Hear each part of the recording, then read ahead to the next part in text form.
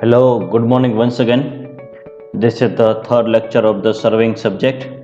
We are talking about the introduction and scale, which is unit number 1 of the surveying subject.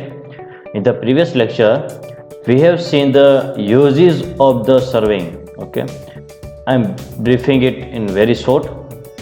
What are the uses of the surveying? First of all, we can prepare a topographical map. We can prepare a cadastral map, engineering map, contour map, military map, geological map, archaeological map, and finally setting out of work and transferring details from the map to the ground. Okay, so now in this lecture we are going to discuss the primary division of surveying. Okay, primary division is nothing but that is your classification of surveying. Okay, so we can classify, we can divide the surveying branch into two categories. Number one is plane surveying. Okay, second one is geodetic surveying. I will explain both the term in detail, so keep your notebook and pen ready so that we can understand very easily this figure. Okay, so for understanding the primary division of the surveying, you need to draw this figure. Then and then you are able to understand this figure and primary division of the surveying.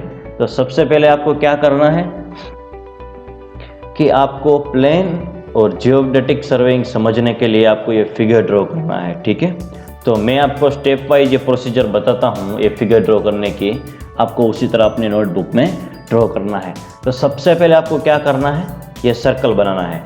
ठीक है, आप circle बनाइए. ये जो circle है, ये जो sphere है, वो हमारी अर्थ सरफेस है. क्या है, वो हमारी अर्थ सरफेस. सो ये आपने जो सर्कल अपने नोटबुक में बनाया वो आपको क्या रिप्रेजेंट करके देगा, वो एक अर्थ सरफेस है. ठीक है, अब उस अर्थ सरफेस पे आप 3 पॉइंट मार्क कीजिए. First one is P point, anywhere in the circle. Okay, P, Q and R.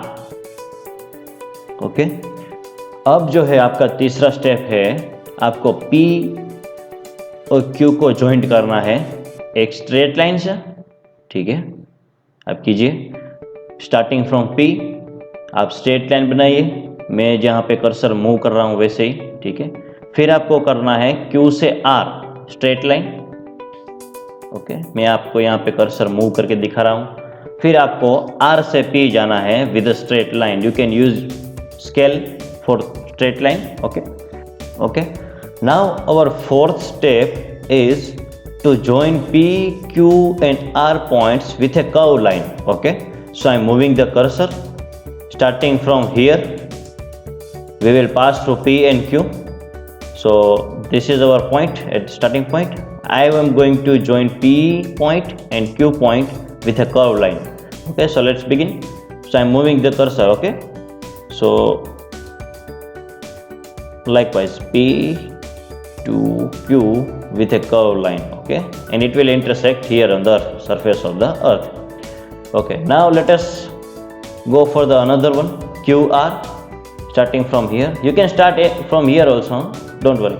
So Q, we will pass through the Q, and likewise this is the curvature. Okay, Q and R. Similarly R and P. So starting from here, I am moving the cursor, you can see. Okay, draw a line like this. Now you are getting all the figure in your notebook. Okay, so now let us understand the terms that you have drawn a different lines on the surface of the earth. Okay, so plane surveying is nothing but when you are drawing a straight line, it is comes under a plane surveying. Okay, when you are joining P and Q with a curvature line, it is comes into the geodetic surveying. Geo is nothing but that is your earth. Okay, earth shape is sphere, so that is why it is called geodetic. Okay, so आपने जो P, Q और R triangle straight line से जो join किया है उसको हम क्या बोलेंगे, उसको हम प्लेन ट्राइंगल बोलेंगे. क्या बोलेंगे, प्लेन ट्राइंगल. तो आपके डिक्शनरी में एक वर्ड आ गया प्लेन ट्राइंगल, ये आपको याद रखना है. ठीक है, हमने जो कर्व लाइन से बनाया है ट्राइंगल, ठीक है, वो भी ट्राइंगल दिख रहा है लेकिन स्ट्रेट लाइन नहीं है, ठीक है, तो वो होगा स्फीरिकल ट्राइंगल, क्योंकि अर्थ सरफेस क्या है, स्फीरिकल। ओके, तो स्फीरिकल ट्राइंगल बन जाएगा। तो आपको ट्राइंगल मिले दो, पहला जो आपने स्ट्रेट लाइन से बनाया वो है प्लेन ट्राइंगल, दूसरा आपने कर्व लाइन से बनाया वो है स्फेरिकल ट्राइंगल। ओके, तो आपको दो टर्म याद रखने हैं। एक और बात, ट्राइंगल तो मिल गया, ठीक है, तो उस ट्राइंगल को ज्वाइंट करते हुए जो लाइन है, ठीक है, अगर आपने स्ट्रेट लाइन बनाई है तो उसको हम क्या बोलेंगे, स्ट्रेट लाइन। अगर आपने कर्व लाइन बनाया है तो आप वो बोलेंगे कर्व लाइन। तो ट्राइंगल से हम कहाँ पे आ गए, लाइन पे आ गए, ठीक है। अब लाइन से हम जंप करके एंगल पे जाएंगे।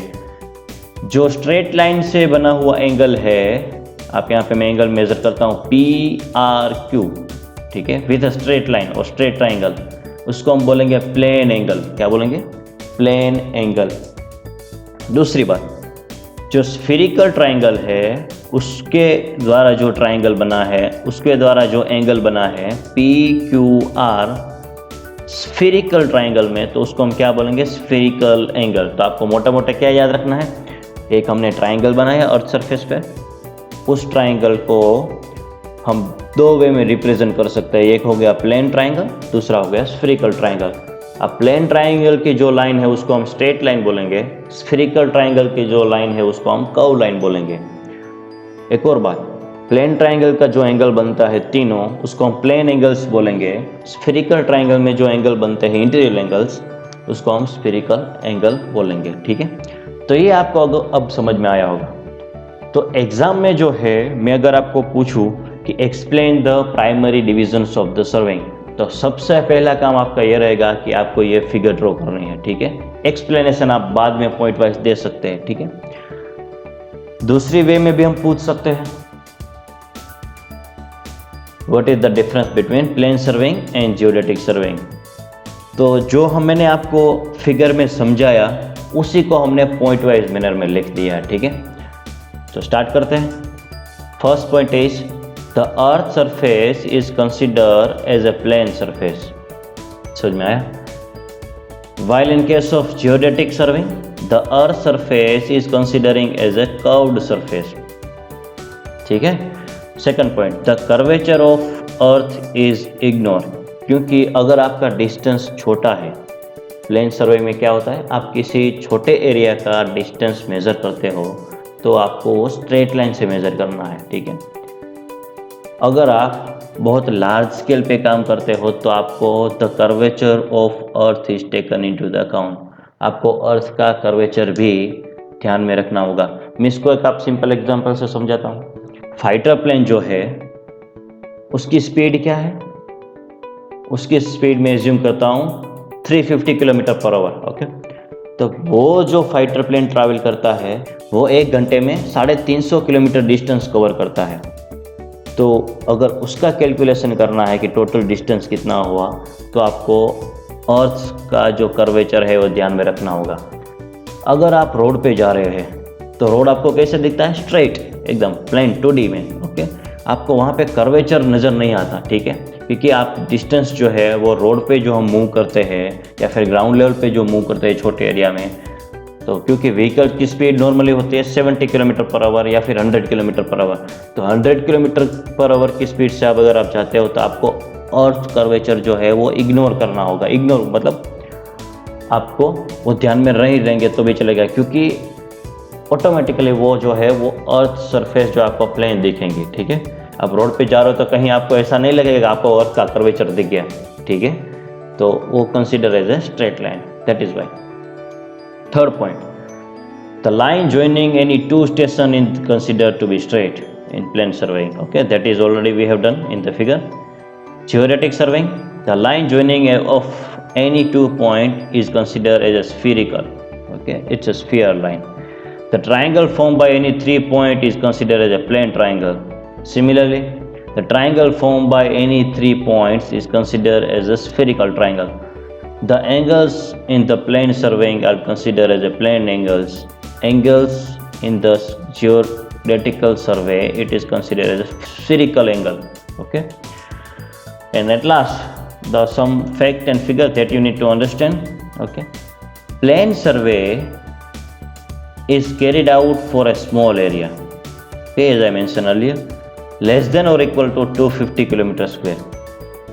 सो अगर मैं ये less than equal to 250 kilometre square को मैं अगर रेक्टेंगल बनाऊं तो वो बनेगा 25 kilometre on the X axis and 10 kilometre on Y axis. तो उससे जो रेक्टेंगल बनता है उस एरिया में, अगर उससे छोटे एरिया या फिर उस एरिया में आप काम करते हो तो वो प्लेन सर्वेइंग कहा जाएगा. अगर आपका एरिया बहुत लार्ज है, उससे भी बड़ा, ग्रेटर देन 250 किलोमीटर स्क्वायर, तो वो जियोडेटिक सर्वेइंग में कंसीडर किया जाएगा. अब जो में है वो आपको क्लासिफिकेशन, प्राइमरी डिवीजन अलग चीज़ है, क्लासिफिकेशन ऑफ सर्वेइंग वो अलग चीज़ है. ठीक है, तो मैं जब आपको पूछूं कि क्लासिफिकेशन ऑफ सर्वेइंग मेंशन कीजिए, तब आपको ये फिगर याद रखनी है. अगर मैं आपसे पूछूं कि explain the primary division of surveying, तब आपको ये फिगर ड्रॉ करनी है और ये सारे पॉइंट्स जो है वो एक्सप्लेन करने हैं. ठीक है, okay. Now let us discuss the classification of surveying. We can classify the surveying based on the instrument. तो अगर आप कौन सा इंस्ट्रूमेंट यूज करते हो उसके बेसिस पे आप सर्वेइंग को क्लासीफाई करते हैं. Starting from the top most and we will move in the clockwise direction likewise. Okay, so chain surveying. Okay, so we can use a chain for surveying, compass surveying, chain and compass both, plane table surveying, theodolite survey, tachyometric survey, leveling survey, photometric survey and EDM survey. EDM is nothing but electromagnetic distance measurement. तो आपको इसमें से मोटा मोटा जो है वो आपको क्या याद रखना है? चेन सर्वेइंग आप याद रख लो, EDM सर्वे आप याद रख लो, फोटोमेट्रिक सर्वेइंग आप याद रख लो, levelling survey, plane table survey, chain and compass, ये आपको याद रखना है. ठीक है. सेकंड पॉइंट, हम classification based on the method भी कर सकते हैं. तो सर्वेइंग जो है वो क्लासिफाइड होता है दो मेथड से, एक ट्रायंगुलेशन, एक ट्रावर्सिंग. इसका हम डिटेल में हम देखेंगे आगे के लेक्चर में. ठीक है, फिलहाल आपको ये याद रखना है. Third, classification based on the purpose. आपका पर्पस कौन सा है? Geological survey, mining survey, archaeological survey, military survey for the strategic point of view, and finally classification of surveying based on the nature and the field. First of all land survey, hydrographic survey that is under the water. Okay, hydro means water. Astronomic survey that is to the sky. Astronomic आपने सुना होगा. ठीक है, astronomical. And finally aerial survey that is your photographical. आप अगर drone से सर्वे करते हैं तो वो एरियल सर्वे हो जाएगा या फिर फोटोग्राफिक सर्वे हो जाएगा. ठीक, तो ये सारी चीज़ें आपको याद रखनी है and I hope that you understand all the things. Thank you very much.